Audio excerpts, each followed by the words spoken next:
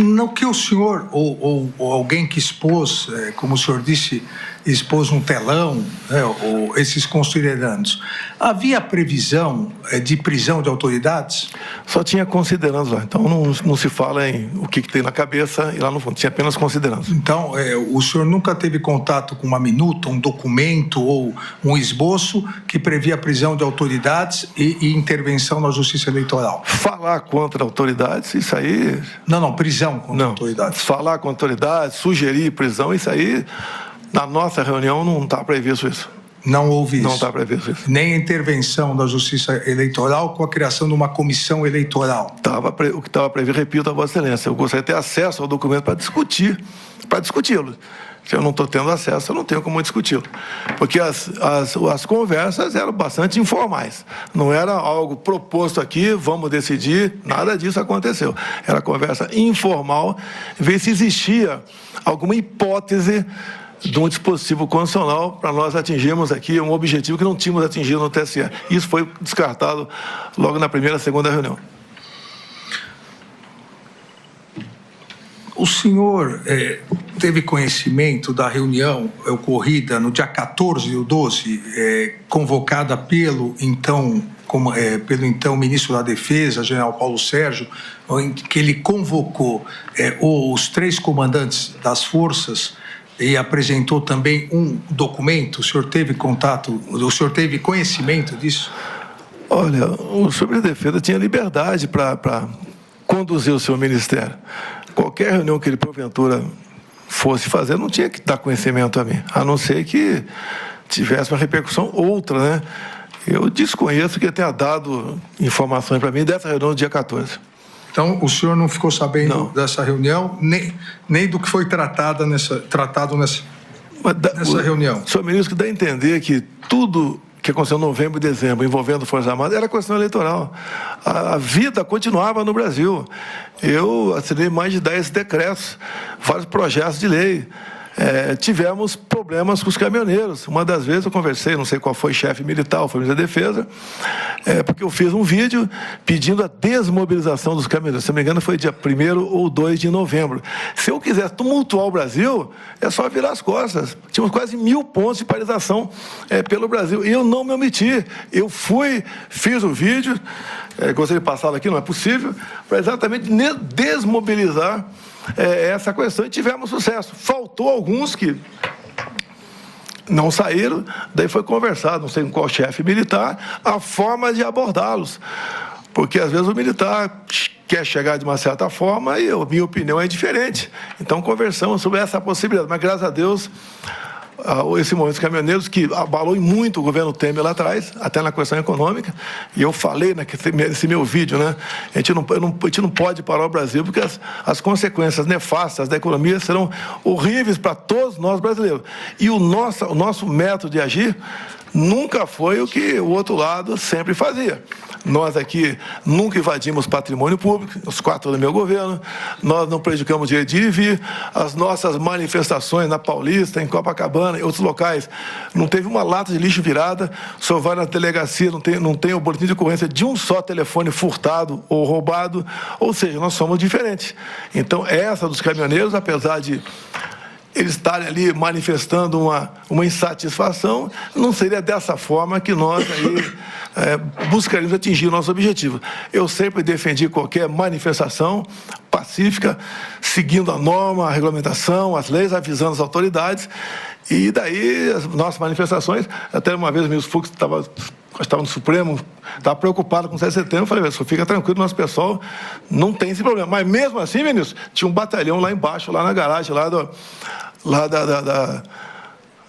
da presidência da República, né? Porque a gente nunca sabe, pode acontecer algum imprevisto. Então, ao longo de 4 anos, senhor ministro Alexandre Moraes, eu não viu uma só ação provocada por mim que desagou no local num outro rio que nós não achamos que fosse não o ideal. Então fizemos a coisa certa, sempre cumprindo a Constituição, com respeito, com tranquilidade, com Deus no coração, com a bandeira do Brasil, e fizemos a nossa parte ao longo de 4 anos. Por isso, uma aceitação grande, né? Acredito eu, em especial as viagens que eu faço pelo Nordeste, pretendo na quinta, sexta, sábado estar no Rio Grande do Norte, visitando aí uns 8 municípios. Se eu me permitir, logicamente, eu posso mandar umas imagens para o senhor aqui, como é que o povo nos trata a gente na rua, tá? Eu declino. Declino, sim, senhor. Posso fazer uma brincadeira? O senhor que sabe. Eu perguntaria aos seus advogados antes. Eu gostaria de convidá-lo para ser meu vice em 26. É isso aí. Eu declino novamente. Meu ministro, desculpa aqui. Então, dizer a Vossa Excelência que o meu comportamento, minha mãe de ser, tivemos alguns contatos, conversei com Vossa Excelência em dezembro de 22, tive no Supremo Tribunal Federal, depois das eleições, o senhor estava presente lá com mais 7, 8 ministros, está o Paulo Guedes com a gente. Acredito que o senhor não tem bola de cristal, mas o senhor olhando para a minha fisionomia, eu sempre procurei transmitir a verdade acima de tudo. Golpe de Estado, né, que o senhor vai chegar lá, está chegando lá. O golpe de Estado não são meia dúzia de pessoas, 2 ou 3 generais e meia dúzia de coronéis. Só pode ver. Muitos chamam o Temer de golpista até hoje pelo impeachment. A questão de 64, que a esquerda chama de golpe até hoje. Teve o apoio do Congresso Nacional, de toda a imprensa, exceto o Jornal Última Hora, da Igreja Católica, das senhoras nas ruas com a marcha de Deus com a família, a classe empresarial, o pessoal do agro, o apoio externo, tudo isso foi presente. Falar em golpe de Estado, dessa forma como se tratou aqui, o que aconteceu, em especial depois do meu governo, onde estava fora do Brasil, graças a Deus estava fora do Brasil, sem qualquer participação minha, sem qualquer liderança, sem Forças Armadas, sem armas, sem um núcleo financeiro, sem nada, isso não é golpe. Isso não é golpe. Até o Jornal do Estado de São Paulo fez um editorial há poucos meses atrás, que falou que o PT, sem a falsa bandeira da defesa da democracia, não tinha o que apresentar junto à população. E a gente vê que a gente está no caminho certo, né? O embate político é diferente do embate de Vossa Excelência com os colegas no tribunal. Para nós não é a canela que é o limite, né? Às vezes é do pescoço para baixo. Mas muitas pessoas fazem isso até pensando que está certo, bem intencionado. O que nós buscamos dessa forma aqui? É um norte, é uma direção comum. E eu busquei fazer isso o tempo todo no meu governo. Nunca fugi das 4 linhas da Constituição. Golpe, eu fico até às vezes arrepiado quando se fala que o Rio de Janeiro foi um golpe. Aquelas 1.500 pessoas, pobres coitados, que até foi levantado por um dos que me antecederam agora há pouco aqui, sem ônibus, né, chegaram na região do setor militar urbano na madrugada de domingo. E o pessoal foi embora logo depois da baderna. E sobrou para quem estava acampado aqui. Quem realmente fez, foi embora. Agora, aquilo não é golpe. Não foi encontrada uma arma de fogo junto àquelas pessoas. O próprio Lula, no dia anterior, que é uma pessoa bastante, coração muito grande, ele foi para Araraquara para ver aí uma erosão de uma chuva que tinha ocorrido dia 29 de dezembro. Ele estava fora de Brasília. Outras coisas mais aconteceram, acho que não é o caso de comentar aqui. E a gente só tem uma coisa a afirmar a Vossa Excelência. Da minha parte, por parte de comandantes militares, outros estados do meu lado, nunca se falou em golpe. Golpe é uma coisa abominável. O golpe até seria fácil começar. O after day, que é simplesmente imprevisível e danoso para todo mundo. O Brasil não poderia passar por uma experiência dessa. E não foi sequer cogitado essa hipótese de golpe no meu governo. Ainda, só para encerrar essa questão da reunião do dia 14, que o senhor não ficou sabendo dela, depois da reunião, o comandante Freire Gomes ou o comandante Batista Júnior foram conversar com o senhor sobre isso ou não? Eu não estou lembrado se foram conversar. Sei que o brigadeiro Batista Júnior, quando a gente conhece as pessoas, depois que dá o poder ou quando perde o poder, né? Ele foi cuidar da vida dele. Ele só comparecia, no meu entender, a qualquer evento se fosse... Eu nunca convoquei ninguém convidado. Agora, conversei sim com militares, às vezes de forma isolada, até para ter uma noção da conjuntura, o que estava acontecendo, trocar informação. Porque, ministro, quando o senhor pede uma eleição, ministro, é um vazio que você não imagina. E a gente conhece os amigos exatamente nesse momento, né? Pouca gente procura, o pessoal quer distância, e eu aproveitava, nem falava com muitos para não importuná-los. Então, esse vazio, muitas vezes, era preenchido aqui com a visita, com a conversa amigável entre eu e alguns oficiais generais das Forças Armadas. Mudando aqui um pouco de tópico, mas dentro do que foi imputado ao senhor pela Procuradoria-Geral da República, a questão da desinformação e a deslegitimação da Justiça Eleitoral, o senhor se reuniu com o hacker Delgatti e com a deputada Zambelli, que teria levado esse hacker, sugerindo que ele poderia invadir o TSE, e o senhor teria encaminhado a uma reunião no Ministério da Defesa para ser recebido pelo general Paulo Sérgio? Olha, a Carla Zambelli levou o hacker, eu recebi, não entendo nada de informática, não senti confiança nele, como de praxe, né?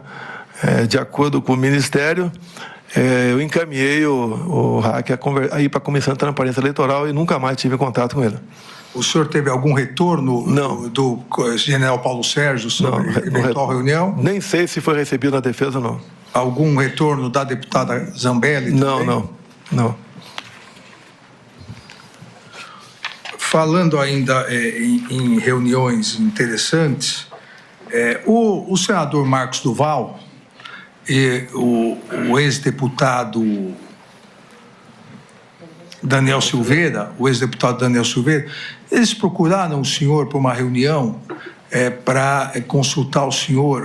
Na verdade, primeiro, o ex-senador Marcos Duval procurou o senhor com o deputado dizendo que teria uma gravação contra mim e depois pedindo apoio para fazer uma gravação clandestina. O senhor se recorda disso?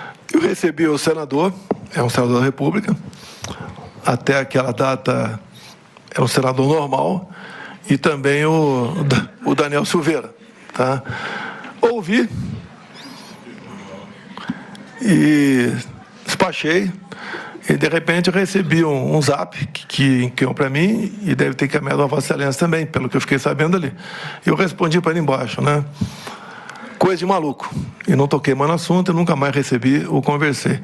Propostas lá, eu não sequer prestei atenção, mas nada disso foi aventado dessa possibilidade de gravar. O que foi falado para o Marcos Duval é que ele tinha uma certa liberdade com Vossa Excelência. Tá? E da minha parte não partiu nada no tocante a isso. A partir daquele momento, o senador ali não fez mais parte de qualquer contato comigo, tendo em vista ali o vazio da conversa que ele teve juntamente com o Daniel Silveira. Ainda um esclarecimento sobre uma outra reunião, essa após o período eleitoral. O senhor convocou ou convidou o general Teófilo para uma conversa diretamente com o senhor, sem a intermediação do comandante Freire Gomes? Olha, a família Teófilo é muito grande. Tem um mais antigo que eu, 1 ano, que foi candidato a governador pelo Ceará, junto comigo lá atrás da presidência. Tem outro mais novo um pouco que serviu comigo. E tem mais 2 irmãos. Então, a família tradicional. E eu convidei o Teófilo para bater um papo, fazer uma análise da conjuntura, trocar uma ideia pela consideração que eu sempre tive para com a família dele. Nada mais além disso. Agora, quando eu convido alguma pessoa, o que é natural, se ele, na cadeira que tem alguém acima, ele participa, que foi convidado para conversar comigo. Sem nenhum problema a conversa com o João Teófilo.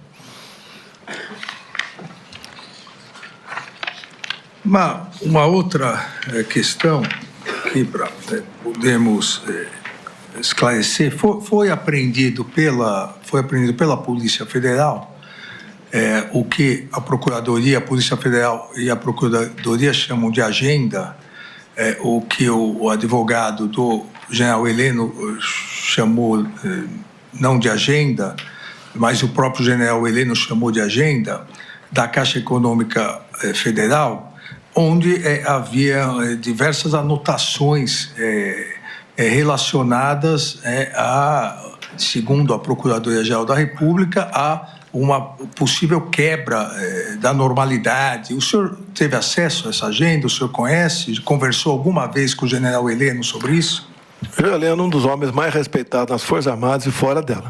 Nunca tivemos qualquer conversa fora da institucionalidade ou fora da legalidade.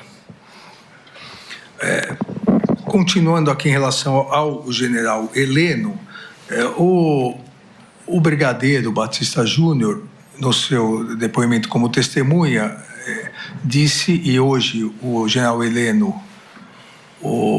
confirmou a partir da inquisição feita pelo seu próprio advogado, que no dia 17 de dezembro, que foi a formatura do neto do general Heleno no ITA, o general Heleno pediu uma carona ao brigadeiro Batista Júnior para poder retornar, porque havia sido convocado naquele momento para uma reunião com o senhor na presidência, o que causou surpresa ao brigadeiro Batista Júnior, porque o general Heleno estava lá com a família, haveria o jantar, a festa, a noite da formatura, e ele precisou se ausentar. O senhor lembra o motivo dessa convocação? Senhor ministro, eu sou apaixonado pelo general Heleno, confesso. Por vezes também eu estava em eventos e eu dava uma desculpa: olha, minha sogra está me chamando, eu vou ter que ir embora agora, tá? Eu me lembro de telefonar para o general Heleno, talvez tenha telefonado para ele. E se ele falasse, eu estou aqui na formatura, eu ia falar: general, deixa para a semana que vem, ou 2 dias depois da manhã. Então, não, se tivesse falado isso comigo, se eu telefonei para ele, teria acertado. Tanto é que eu não me lembro de qualquer reunião reservada sozinha, eu e Heleno. O general Heleno ia algumas vezes lá na Alvorada, batia um papo. E também acho que sentia um vazio dentro dele, né? Porque não é fácil a gente perder algo que tinha convicção que ia ganhar. E nada mais além disso aconteceu com o general Heleno. Agora, repito a Vossa Excelência, isso é tudo conduzindo para algo irregular que estava fazendo. Eu vi a declaração do ministro José Múcio, da Defesa, no Roda Viva, né, há poucos meses, ele falando que 8 de janeiro não foi golpe. Também o ex-ministro Aldo Rebelo, a mesma coisa. Também o ex-ministro da Defesa, Nelson Jobim, a mesma coisa, que foi presidente do TSE, inclusive. Outras, José Sarney, todo mundo falando isso, respeitosamente. Tá? O 8 de janeiro não é questão de opinião, é questão de fato. Preenche os requisitos para um possível golpe de Estado? Acredito que não. Tenho certeza que não. Eu estou com 70 anos de idade, tá? Que pese alguns deslizes na minha vida, eu tenho plena consciência o que é um ato dessa natureza. Te confessar uma coisa a Vossa Excelência: quando me elegi presidente da República, eu ajoelhei e falei: meu Deus, qual pecado eu cometi para pagar o preço de uma presidência? Coisas que aconteciam ali no começo do mandato, tinha gente poderosa, não do teu poder, né, do legislativo, praticamente botar o dedo na cara e falar: eu quero tal ministério, eu quero tal diretoria de tal banco. Você não governa. É um inferno aquela vida. Mesmo assim, conseguimos, né, segurar muita coisa e dada a qualidade dos ministros, né, a voluntariedade deles, nós conseguimos superar uma pandemia, uma guerra lá fora, uma crise hídrica, uma catástrofe de Brumadinho, e de 4 anos tivemos apenas 2 anos pela frente. Não foi fácil. Então, quando se fala em presidência da República, né, no dia que saiu o resultado, até dei um pulinho lá, mas depois que era real, né? Eu tinha 2 alternativas, né? Praia ou Planalto. Me dei mal, vim para o Planalto. Dei o melhor de mim, sofri muito, minha família sofreu muito. Só não imagino o que é trabalhar de domingo a domingo, raramente uma folga lá para o Guarajá para dar uma volta de jet ski, e sendo massacrado o tempo todo por grande parte da nossa mídia, porque não é que eu cortei a propaganda por maldade, é que eu tinha teto de gastos. Nenhum governo, o presidente Temer aprovou o teto de gastos, eu votei favorável ao teto de gastos, concordo, tá certo? Mas nem o presidente Temer teve o teto de gastos, porque passou para outro governo essa questão, e nós conseguimos segurar a economia graças a essa emenda da Constituição, que foi revogada ainda na transição, O senhor pode ver, foi revogado na transição. Na transição mesmo, os deputados não estão mais com o senhor. O senhor é presidente, mas o senhor está ali chupando um bagaço de cana o tempo todo. Ou seja, fizemos a nossa parte, demos tudo de mim. Me permita confessar uma coisa, Vossa Excelência, acho que vale a pena até para quem está nos ouvindo aqui. Mesmo no meu governo chegou um deputado, chamou de apelido, né? Ele tinha um apelido, tá? Quando era deputado. Ele falou: você precisa arranjar uma grana para quando você deixar aí o governo. É um susto, né? Que grana é essa? Tem que arranjar algumas dezenas de milhões de reais, porque quando você deixar o governo, você vai ter problemas seríssimos com a justiça. O pessoal vai para cima de você, como foram para cima de quase todos. Eu não fui para cima do Temer, obviamente, uma certa liberdade com ele, amizade, tenho carinho e consideração muito grande por ele, mas não pedi para brincar contra quem quer que seja, não persegui ninguém, não aparelhei em instituição nenhuma, não botei amigo meu em lugar nenhum, ou seja, estritamente voltado para atender o anseio da nossa população. E eu falei para esse colega, né? Eu só tinha uma maneira de arranjar essa grana, fazendo besteira. Não vou fazer. Se não fosse a campanha de Pix, que eu não fiz, eu não estaria como estaria sobrevivendo hoje em dia. 17 milhões, depois tem um pingado, chegou a 18 milhões de reais, e a gente gasta. Não pode trabalhar de graça. Então, se não teria como ajudar meu filho, está nos Estados Unidos também. É outra história isso aí. Ou seja, eu agradeço. Eu arrecadei mais dinheiro do que o Criança Esperança, inclusive, né? Senão que o pessoal gosta da gente. Mas eu, senhor ministro, do coração, fiz e dei o melhor de mim na presidência, mesmo não esperando se eleger presidente. E eu não tenho obsessão pelo poder, eu tenho paixão pelo nosso Brasil. Estou com 70 anos de idade, se tiver outra cirurgia igual essa última que eu passei agora aqui, segundo o médico, eu vou estar no bico do urubu, então já vivi bastante e quero continuar colaborando com o meu país. Obviamente, não gostaria de ser condenado, até porque eu entendo que nada que estou sendo acusado procede. Eu quero ajudar o meu país e conto com tem dois aqui, um procurador muito importante também, que tem um julgamento isento. E eu peço a Deus que ilumine todos os senhores por ocasião da feitura do voto, do parecer, para o bem do nosso país. Uma última questão ao interrogado. Como se dava e qual era o relacionamento do senhor com o pessoal, as pessoas acampadas à frente do quartel aqui em Brasília? Havia algum tipo de relacionamento? Olha, quando acabou o segundo turno, foi um movimento voluntário. Eu nunca fui a acampamento. Tá? Tinha informações pela mídia, especial mídias sociais. Tá? Uma outra pessoa, quando passava na alvorada, falava o que estava acontecendo. Foi um movimento que surpreendeu a todo mundo pelo volume de pessoas. Certo?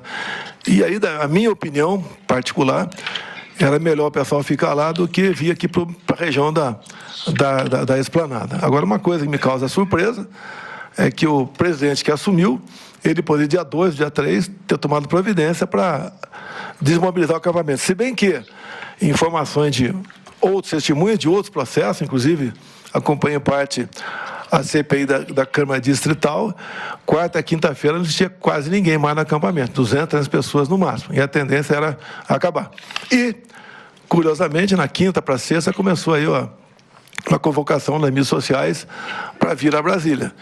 E segundo informações de depoentes aqui, na madrugada de domingo chegou a ter 100 ônibus lá, 100 ônibus, 40 pessoas, cada um 4.000 pessoas. Essas pessoas não vão entender que vieram para cá e fizeram o que não podia ser feito, o que o nosso pessoal nunca concordava com isso. Mas a confusão estava feita e as consequências nós sabemos. Eu, particularmente, me desculpa, senhor ministro, eu não consigo entender certas penas para pessoas que mal sabiam o que estava fazendo naquele momento, até porque não tinha uma liderança, não tinha nada para que fosse caracterizado como um ato, né, estimulado ou programado por alguém naquela tentativa, né, violenta de atentar contra o Estado Democrático de Direito.